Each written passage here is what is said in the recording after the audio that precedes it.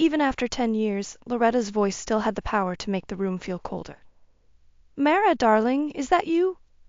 The familiar, crisp tone sliced through the chatter of the salon, sending a shiver down my spine. I turned to face my former mother-in-law, her perfectly coiffed hair and tailored suit a jarring contrast to the casual atmosphere. "Loretta," I managed, my throat tightening. "What are you doing here?" Her eyes narrowed, scanning me with disdain. "Is that any way to greet family? Especially after all this time?" She pursed her lips, ignoring the curious stares from the other stylists and clients. I fought the urge to recoil, steadying my voice. "We both know you never considered me family." Loretta waved a dismissive hand. "Water under the bridge, my dear. I'm actually here because I need your help." Her gaze flickered with something I couldn't quite place. "It's about Eli." My ex-husband's name hit me like a punch to the gut. I hadn't spoken to him in nearly a decade, not since Loretta orchestrated our bitter separation shortly after Avery's birth, cutting me off from my own daughter. "You have some nerve," I said through gritted teeth. "After everything you put me through, everything you cost me." "Please, Mara." Loretta's tone softened, but her eyes remained steely. "This isn't about the past, it's about Avery." My heart clenched at the mention of my little girl, now a young woman I barely knew thanks to Loretta's machinations. I opened my mouth, but the words stuck in my throat. Loretta leaned closer, her voice lowering. "Eli's in trouble, deeper than I can handle alone, and my health." She trailed off, a rare vulnerability flickering across her features. I studied her for a long moment, 1,000 memories and recriminations swirling in my mind. Part of me wanted to turn away, to sever the last thread tying me to that toxic family.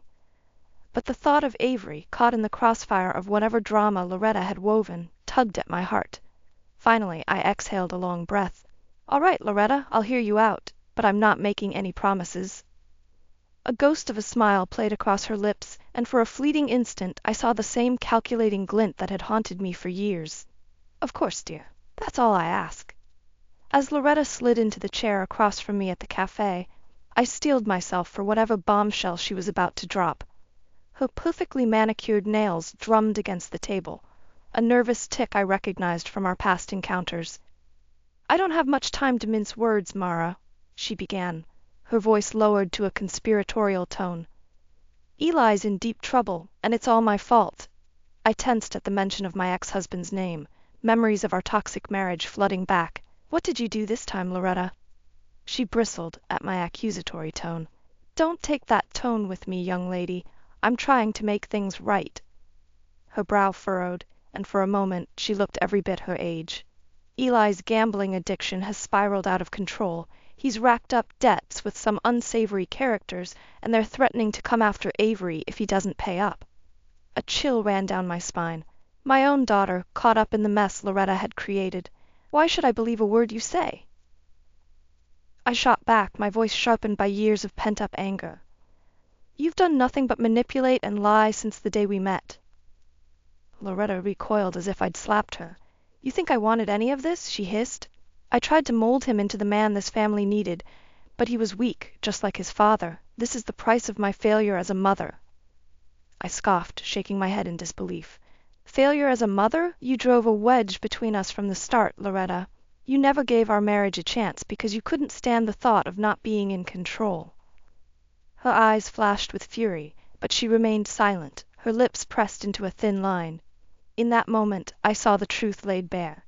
Her selfish need for power had destroyed not just my life, but her own son's as well. "You threw me out when I needed family the most," I continued, my voice thick with emotion. "What could you possibly want now?" Loretta's gaze dropped, and for a long moment she said nothing. Finally, she met my eyes, her own brimming with unshed tears. "I want to make it right, Mara, for Avery's sake, if nothing else." I studied her closely, searching for any hint of deception, but behind the poise and arrogance, I saw only a broken woman, grasping at one last chance to salvage something from the wreckage she'd created. "What did you have in mind?" I asked cautiously, silently bracing myself for whatever new manipulation she had up her sleeve. Loretta took a deep breath, her perfectly manicured nails drumming against the tabletop. "I want you to come live with us, Mara. Be the stabilizing force Eli and Avery so desperately need." I nearly choked on my coffee. You can't be serious, I sputtered. After everything you've done, you expect me to just waltz back into that toxic environment? Do you think this is easy for me? Loretta snapped, her composure slipping. Swallowing my pride and asking for your help? But Eli's spiraling, and I'm not getting any younger. If he keeps going down this path, my entire legacy could be squandered. I shook my head in disbelief. Of course, it all came back to her precious legacy and control over the family fortune. Your greed is what got us into this mess in the first place, Loretta. Why should I trust you now? She leaned forward, her eyes boring into mine with an intensity that gave me pause. Because for once, my interests align with yours. We both want what's best for Avery. My breath caught in my throat at the mention of my daughter's name. It had been nearly a decade since I'd last seen her, just a young girl ripped from my arms by Loretta's manipulations. The thought of being reunited with her, of protecting her from the chaos Eli had created, tugged at my heart. You'll have a chance to make things right, Loretta pressed on, sensing my hesitation. To be the mother you always wanted to be, isn't that worth taking a chance? I searched her face for any hint of deception, but her expression remained earnest. Or was I just seeing what I wanted to see, falling for her lies once again? All right, I said slowly, my mouth suddenly dry. I'll do it, but not for you, Loretta, for Avery. A satisfied smile crept across her lips. Of course, dear, whatever you say. As she rose to leave, I couldn't shake the nagging feeling that I was walking into yet another trap, one expertly laid by the master manipulator herself. But the prospect of reconnecting with my daughter, of offering her the stability and love I'd been denied, outweighed my misgivings. He's ruined, Mara, Loretta said, her voice low and urgent. If not for him, do it for Avery. And with those parting words she was gone, leaving me to wrestle with the weight of my decision and the sinking suspicion that I was merely a pawn in her latest game. I stared at my reflection in the mirror, barely recognizing the woman staring back at me. The lines on my face seemed deeper, etched by years of heartache and loneliness. Was I really considering walking back into the lion's den, putting myself at Loretta's mercy once again? A soft knock at the door pulled me from my thoughts. Come in, I called out, turning to see Grace letting herself in, a concerned look on her face. You've been awfully quiet since our lunch the other day, she said, taking a seat on the couch. What's going on in that head of yours? I sighed, sinking down next to her. Grace had been my rock through the darkest days, holding me together when Loretta's machinations threatened to tear me apart. If anyone could help me make sense of this tangled mess, it was her. Loretta wants me to move back in, I confessed, the words feeling surreal as they left my lips, to help with Eli and Avery. Grace's eyes widened in disbelief. After everything she put you through, Mara, you can't seriously be considering this. I have to at least try, Grace, I insisted, my voice thick with emotion. Avery is caught in the middle of their dysfunction, and I owe it to her to be there. Grace reached out, giving my hand a gentle squeeze. But at what cost to yourself? That woman nearly destroyed you once. Who's to say she won't try again? Her words struck a chord, dredging up memories I'd tried so hard to bury. The constant belittling and manipulation, the emotional abuse that had left me a hollow shell of my former self, all orchestrated by Loretta's cruel hand. You're right, I whispered, blinking back tears. She's a viper, and I'd be a fool to trust her again. Grace pulled me into a comforting embrace, and for a moment I allowed myself to be enveloped in her warmth and support. Maybe it's not about giving them a second chance, she said gently, pulling back to meet my gaze, but about giving yourself one. Her words hung in the air, their weight slowly sinking in. For years I'd been defined by my past, by the pain and rejection Loretta had inflicted upon me. But what if this was an opportunity to reshape my narrative, to confront those demons head-on and reclaim the life I deserved? You're right, I said, feeling a newfound resolve stirring within me. It's time I stopped running from my past and faced it head-on. Grace beamed, giving my shoulder an affectionate squeeze. That's my girl. Just promise me you'll be careful, okay? I don't want to see you get hurt again. I nodded, a small smile tugging at the corners of my mouth. Don't worry, I've got this. It's time to show Loretta that she doesn't hold all the cards anymore. As I spoke the words, I felt a weight lift from my shoulders, replaced by a steely determination. No more hiding, no more running. This time I would face my demons on my own terms and emerge victorious, no matter the cost. The imposing wrought iron gates of the Blackwood estate loomed before me, their intricate patterns casting eerie shadows in the fading light. Taking a deep breath, I steeled my resolve and pressed the call button on the intercom. "State your business," a gruff voice barked through the speaker. "It's Mara," I replied, my mouth suddenly dry. "Loretta is expecting me." There was a momentary pause, then a harsh buzz as the gate swung open with a groan of protest.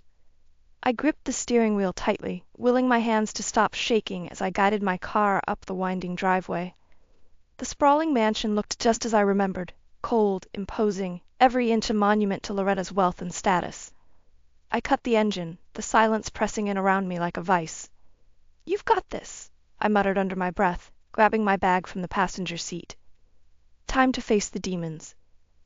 The heavy oak door swung open before I could knock, and there stood Loretta, perfectly coiffed as ever, regarding me with a critical eye. "You're late," she said by way of greeting, her tone clipped. "I expected more punctuality from you, Mara." I bristled at her condescending tone, but bit back the retort on the tip of my tongue. "My apologies. Traffic was heavier than I anticipated." Loretta pursed her lips, clearly unimpressed with my excuse. "Well, come in then. No sense standing out in the cold." I followed her into the cavernous foyer, my eyes adjusting to the dim lighting and hushed atmosphere. Not a single thing had changed. The same antique furniture, the same austere decor, the same oppressive air of joyless affluence. "This house hasn't changed," I remarked, unable to contain the edge of bitterness in my voice. "Cold and full of secrets, just like its owner."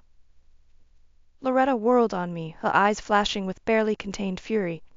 "Mind your tongue, Mara," she hissed. "You're here on my terms, remember?" I opened my mouth to respond, but the sound of footsteps on the marble staircase drew our attention. My breath caught in my throat as a young woman descended, her features achingly familiar. "Avery," I whispered, drinking in the sight of my daughter, now a beautiful young woman of 18. She paused on the landing, her eyes narrowing as she studied me with guarded curiosity. "So you're the one Gran's been going on about," she said, her tone laced with skepticism. "The big solution to all our problems." Before I could reply, another figure appeared at the top of the stairs. Eli. My ex-husband looked haggard and worn, his eyes rimmed with dark circles and his clothes rumpled. He regarded me with a mixture of surprise and wariness, as though I were a ghost from another life. "Well, well," he muttered, descending the stairs to stand beside Avery. "If it isn't the prodigal wife returning." Acid rose in my throat as I struggled to maintain my composure in the face of their blatant hostility. Squaring my shoulders, I met Eli's gaze head-on. "I'm not here for you," I said, my voice low but unwavering. "I'm here for Avery, to try and undo the damage you've clearly inflicted on her life." Eli recoiled as if I'd struck him, while Avery's eyes widened fractionally. Loretta cleared her throat, stepping between us with a tight smile plastered across her face. Now, let's not get ahead of ourselves," she chided, resting a hand on Avery's shoulder in a gesture that seemed almost possessive. "We're all family here, are we not?" Her words rang hollow, the false veneer of civility doing little to mask the undercurrent of tension crackling through the air. As I looked from Eli's broken form to Avery's guarded expression, I knew in that moment that Loretta had bulk. Well, truly met her match. This was going to be a battle, and I had every intention of emerging victorious, no matter what it took. The days that followed were a tense dance of forced civility and thinly veiled hostility. Eli avoided me like the plague, while Avery regarded me with a mixture of curiosity and wariness, clearly unsure what to make of this sudden reappearance in her life. Loretta, ever the consummate hostess, maintained a facade of familial harmony, but I could see the cracks in her composure growing wider with each passing day. Something was brewing beneath the surface, and I knew better than to let my guard down. It all came to a head one evening as I was making my way to the kitchen for a late-night cup of tea. As I passed Loretta's study, the soft glow of a lamp caught my eye, along with the unmistakable sounds of shuffling papers. Curiosity got the better of me, and I found myself drawn to the slightly ajar door. Peering through the gap, I saw Loretta hunched over her desk, a frown creasing her brow as she pored over what appeared to be legal documents. "This has to be airtight," This she muttered to herself, scribbling furiously. No room for error. I leaned closer, straining to make out the words on the pages before her. My heart nearly stopped when I saw the words "Last Will and Testament" emblazoned across the top. Of course. It all made sense now. Loretta's sudden invitation, her insistence on having me under her roof once more. This was never about reconciliation or righting past wrongs. It was about securing her wealth, using me as a pawn to control Avery's future. White-hot anger surged through me as the pieces fell into place. Loretta was up to her old tricks, manipulating everyone around her like marionettes on a string. Well, not this time. I'd been fooled once, but never again. Before I could stop myself, I pushed open the door and strode into the study, my hands balled into fists at my sides. Loretta's head snapped up, her eyes widening in surprise and alarm. "Mara, what are you doing in here?" "Cut the act, Loretta," I spat, snatching the papers from her desk and waving them in her face. "I know what game you're playing." Her expression hardened, the mask of false civility slipping away to reveal the cold, calculating woman I knew so well. "So you figured it out, have you?" she sneered. "Took you long enough." "It was never about redemption," I accused, my voice trembling with fury. "It was always about control, using me to keep a leash on Avery, just like you tried to do with me all those years ago." Loretta rose from her chair, her lips curling into a cruel smile. "Oh, Mara, always so naive, even after all this time." She tutted softly, shaking her head. "Did you really think I'd let some washed-up hairstylist waltz back into my family and undo everything I've built? This is about preserving my legacy, and if you can't see that, then you're even more foolish than I thought." I recoiled as if she'd struck me, her words cutting deeper than any physical blow. In that moment, I saw the true depths of her depravity, the lengths she would go to maintain her iron grip on our lives. "You're a monster, Loretta," I whispered, hot tears stinging my eyes, "and I'm going to make sure everyone knows the truth about you." Her laughter was like nails on a chalkboard, grating and mocking. "Go ahead and try, dear. Who do you think they'll believe, me or the bitter ex-wife with a grudge?" As she spoke those words, I knew she was right. Loretta had spent years cultivating her image, weaving an intricate web of lies and deceit. But this time I had proof of her true nature, tangible evidence of her manipulation. Squaring my shoulders, I met her gaze with newfound resolve. "We'll see about that, Loretta. This isn't over, not by a long shot." With the documents clutched tightly in my hand, I turned on my heel and stormed out of the study, my mind already whirring with plans for how to expose Loretta's true colors to the world. The battle lines had been drawn, and this time I had no intention of losing. The tension was palpable as Loretta's extended family gathered for her annual summer garden party. Elegantly dressed guests milled about the perfectly manicured grounds, sipping champagne and exchanging polite small talk while a string quartet provided a refined backdrop. I lingered near the refreshment table, nursing a glass of lemonade and scanning the crowd for any sign of Avery. If I was going to expose Loretta's machinations, I needed her granddaughter on my side. "There you are." Loretta's saccharine voice cut through the din as she materialized at my elbow, her perfectly coiffed hair and impeccable pearl ensemble a sharp contrast to the fire burning in her eyes. "I was beginning to think you'd skipped out on us and missed the chance to spend quality time with my favorite family," I countered, my voice dripping with sarcasm. "Perish the thought." She fixed me with a withering glare. "Watch your tone, Mara. We have appearances to maintain." "Is that all you care about?" I shot back, unable to contain my mounting frustration. "Keeping up your pristine image while you manipulate everyone around you like puppets?" Loretta's perfectly sculpted features contorted with rage, her mask of gentility slipping. "How dare you speak to me that way?" she hissed, leaning in close. "After everything I've done for you, ungrateful wretch." "Done for me?" I laughed bitterly. "You mean like driving a wedge between me and my own daughter? Or using me as some pawn in your twisted game to control Avery's inheritance?" Her eyes widened fractionally, and I knew I'd struck a nerve. Before she could respond, a familiar figure emerged from the crowd. "Gran, everything okay over here?" Avery approached us, her brow furrowed with concern as she took in the palpable tension between Loretta and me. Loretta immediately plastered on a sickly sweet smile. "Of course, darling. Your grandmother and I were just catching up. I couldn't resist the urge to scoff audibly, drawing Avery's curious gaze.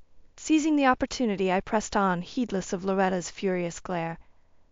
"Your grandmother's been keeping secrets from you, Avery," I said, my voice low and intense, "about her real reasons for bringing me back into this family." Avery's eyes flicked uncertainly between us as Loretta spluttered indignantly. "Don't listen to her lies, sweetheart. She's clearly unwell." But I was on a roll now, propelled by years of pent-up anger and resentment. Fishing the crumpled legal documents from my pocket, I thrust them toward Avery. "See for yourself. She's been plotting to use you to control your inheritance and keep her grubby hands on the family fortune." I turned to Loretta, my gaze blazing with righteous fury. "You used everyone as your pawns, Loretta, but this is where it ends." A hush fell over the gathering as heads turned in our direction, drawn by the commotion. Loretta's face drained of color, her perfectly composed veneer cracking to reveal the ugliness lurking beneath. Avery stared at the documents in her hands, her expression shifting from confusion to dawning realization as the truth sank in. Slowly, she lifted her gaze to meet Loretta's, her eyes shining with unshed tears. "Is it true, Gran?" she asked, her voice small and tremulous. "Have you been lying to me this whole time?" For a long, agonizing moment Loretta said nothing, her lips pressed into a thin, bloodless line. Then, with a sigh of resignation, she gave a curt nod. "I did what I had to do," she said stiffly, "to protect our legacy, our family name." Avery recoiled as if struck, shaking her head in disbelief. "You're unbelievable," she whispered, her voice thick with emotion. "All this time I thought—" Her words trailed off as she turned toward me, a silent apology in her eyes. In that moment, I knew I'd won, not just the battle against Loretta's manipulations, but Avery's trust as well. As the gathering dissolved into hushed whispers and furtive glances, Loretta stood alone, her meticulously constructed facade in ruins around her. The master puppeteer at last unmasked. The gentle tinkle of the bell above the door mingled with the rich aroma of freshly brewed coffee and the soft murmur of conversation. I took a moment to savor the warmth and energy of the bustling salon, a contented smile tugging at my lips. "Order up for table 4." Avery's voice rang out from the small kitchen area, drawing a chorus of laughter from the group of regulars gathered around one of the cozy bistro tables. It had been 6 months since that fateful evening, when the truth about Loretta's schemes finally came to light. In the aftermath, everything had unraveled with startling swiftness. The strained relationships within the family, the tightly guarded web of control Loretta had so carefully constructed, all of it crumbling like a house of cards.